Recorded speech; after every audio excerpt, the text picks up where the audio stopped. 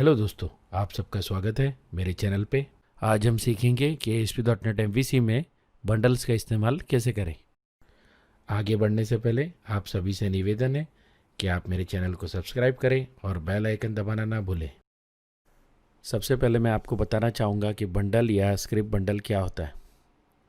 Bundle या script bundle में हम CSS फाइल्स या जावास्क्रिप्ट फाइल्स को एक साथ रखकर एक बंडल बना देते हैं।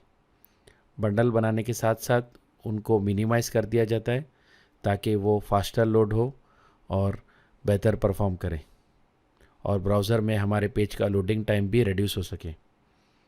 और साथ ही साथ उन्हें एक्सेस करना भी बहुत आसान हो जाता है। सिर्फ बंडल के नाम से हम पूरे के पूरे फाइल्स को एक्सेस कर सकते हैं, जबकि हम जब फाइल्स को इनहेरिट करते हैं मल्टीपल फाइल्स को, तो हमें कई टैग्स और कई स्क्रिप्ट टैग्स ऐड करना पड़ते हैं, जिससे पेज में रिडंडेंसी हो जाती है, पेज का HTML का साइज़ भी इंक्रीज़ हो जाता है। तो इसलिए एक एफिशिएंट तरीका है MVC द्वारा, जिससे हम हमारी फाइल्स को एक साथ रख सकते हैं और साथ ही साथ उसे यूज़ करने में भी बड़ी आसानी हो जाती है। तो चलिए शुरुआत करते हैं। सबसे पहले मैं कुछ NuGet पैकेजेस का इंस्टॉलेशन करूँगा।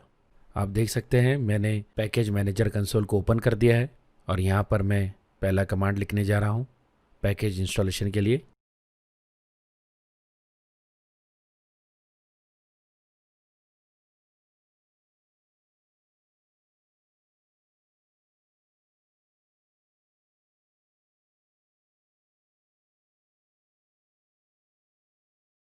यहाँ पर आप देख सकते हैं मैंने microsoft.asp.net.web.optimization पैकेज को इंस्टॉल किया है। ये पैकेज का इस्तेमाल हमें बंडल्स में होगा।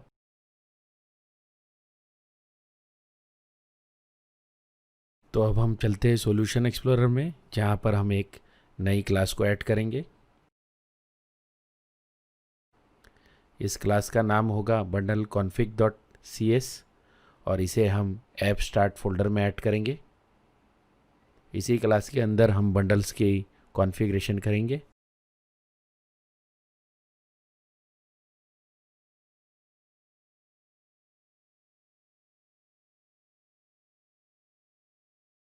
तो ये रही हमारी बंडल config.cs क्लास। अब यहाँ पर सबसे पहले मैं एक नेम स्पेस ऐड करूँगा, system.web.optimization।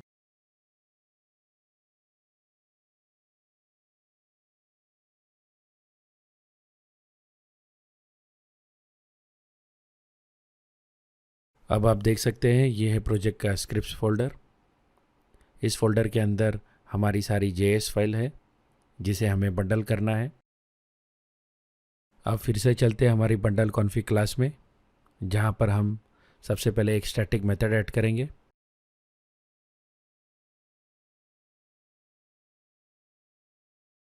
इस मेथड का नाम मैं रजिस्टर बंडल्स दे रहा हूँ।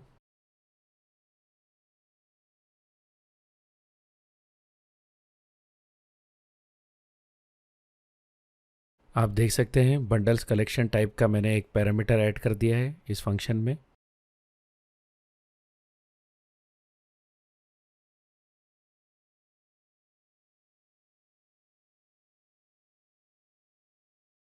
अब इस बंडल्स कलेक्शन में मैं एक नया स्क्रिप्ट बंडल ऐड कर रहा हूँ।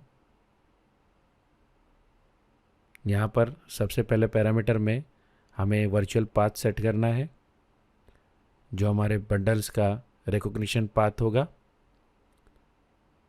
उसके बाद इंक्लूड फंक्शन का इस्तेमाल करके हमें उन फाइल्स को ऐड करना है जिन्हें हम बंडल्स में ऐड करना चाहते हैं। यहाँ पर आप फाइल का स्पेसिफिक नाम भी दे सकते हैं। साथ ही साथ अगर आप मल्टीपल फाइल्स को सिलेक्ट करना चाहते हैं तो यहाँ पर आप वाइल्ड कार्ड फीचर का इस्तेमाल भी कर सकते हैं।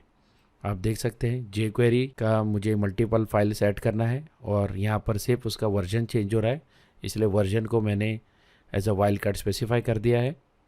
तो यानी वो jQuery-9.0.js को भी ले लेगा, jQuery-10.0.js को भी ले लेगा। अब इसके बाद मैं एक और स्क्रिप्ट बंडल को ऐड कर रहा हूँ हमारे बंडल्स कलेक्शन में। अब यहाँ पर मैं आपको कुछ बताना चाहूँगा कि आप देख रहे होंगे कि यहाँ पर दो पाथ है। सबसे पहला पाथ जो है वो हमारे बंडल का वर्चुअल पाथ है और जो दूसरा वर्चुअल पाथ है जिसे हम इंक्लूड कर रहे हैं वो हमारी फाइल्स का वर्चुअल पाथ है। तो इन दोनों में आप कंफ्यूज ना हो इसलिए मैंने एक्सप्लेन किया है। तो आप देख सकते हैं अब jQuery val नाम का मैंने एक और वर्चुअल पाथ बनाया है बंडल के लिए, और उसके बाद मैं एक्चुअल फाइल्स का वर्चुअल पाथ सेट कर रहा हूँ। यहाँ पर मैं वाइल्ड कार्ड फीचर का फिर से इस्तेमाल कर रहा हूँ। यहाँ पर मैंने एक प्रीफिक्स दे दिया है jQuery.validate और उसके बाद स्टार स्पेसिफाई कर दिया है, यानी कि हर एक फाइल जो jQuery.validate प्रीफिक्स से स्टार्ट होती है उसे इंक्लूड कर लिया जाएगा। अब हम चलते हैं global.asx फाइल में। यहाँ पर जिस तरह आप देख सकते हैं root config.register roots फंक्शन को कॉल किया गया है, बिल्कुल उसी तरह हमें बंडल के रजिस्टर बंडल्स फंक्शन को कॉल करना पड़ेगा। सबसे पहले मैं यहाँ पर नेम स्पेस को इनहेरिट कर रहा हूँ, system.web.optimization। उसके बाद मैं बंडल config.register bundles मेथड को यहाँ पर कॉल कर रहा हूँ और उसे bundle table dot bundles method pass कर दूंगा। तो चलिए अब चलते हैं व्यूज़ फोल्डर की ओर, जहाँ पर हम web.config फाइल को ओपन करेंगे और उसमें कुछ सेटिंग सेट करेंगे। यहाँ पर आप देख सकते हैं मैंने system.web.webpages.razor नोड में एक सेटिंग ऐड कर रहा हूँ। यहाँ पर सिर्फ मुझे system.web.optimization सेटिंग को ऐड करना है, और ध्यान रहे ये जो web.config फाइल है ये व्यूज़ फोल्डर के अंदर है। अब हमें मेन प्रोजेक्ट की web.config फाइल को ओपन करना है और यहाँ पर हमें ऐप सेटिंग्स में ये दो सेटिंग्स को ट्रू सेट करना है। सबसे पहली सेटिंग है क्लाइंट वैलिडेशन एनेबल्ड और दूसरी सेटिंग है अनऑब्ट्रसिव जावास्क्रिप्ट एनेबल्ड। अब हम चलते हैं हमारे व्यू में, जहाँ पर हम बंडल्स को ऐड करेंगे। बंडल्स को ऐड करने की सबसे अच्छी जगह है बॉडी टैग, जहाँ पर एंड होता है वहीं पर। आप देख सकते हैं मैं रिजल्ट सिंटैक्स का इस्तेमाल करके scripts.render फंक्शन को कॉल कर रहा हूँ और यहाँ पर मैं बंडल्स का वर्चुअल पाथ स्पेसिफाई कर दूंगा जिसे हमने बंडल कॉन्फ़िग क्लास के अंदर स्पेसिफाई किया था।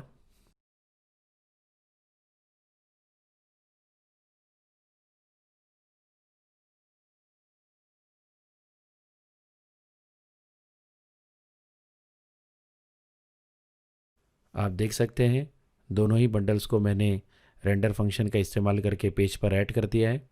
अब मैं कोड को रन करता हूं और पेज का व्यू सोर्स कर आपको दिखाता हूं कि किस तरीके से फाइल्स एक्चुअली में रेंडर होती है। तो लीजिए मैं पेज का व्यू सोर्स कर रहा हूं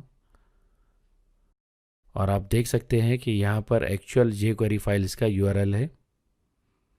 तो MVC ने हमारा काम काफ़ी आसान कर दिया है और बंडल के इस्तेमाल से हमें इतनी सारी फाइल्स को मैन्युअली लिखने की बजाय सिर्फ बंडल के नाम से हम आसानी से इनहेरिट कर सकते हैं। तो इसी के साथ हम वीडियो के अंत में आते हैं। सोर्स कोड की डाउनलोड लिंक मैंने डिस्क्रिप्शन में दे दी है। आपका बहुत बहुत शुक्रिया वीडियो देखने के लिए। जल्द ही मिलते हैं अगले वीडियो में।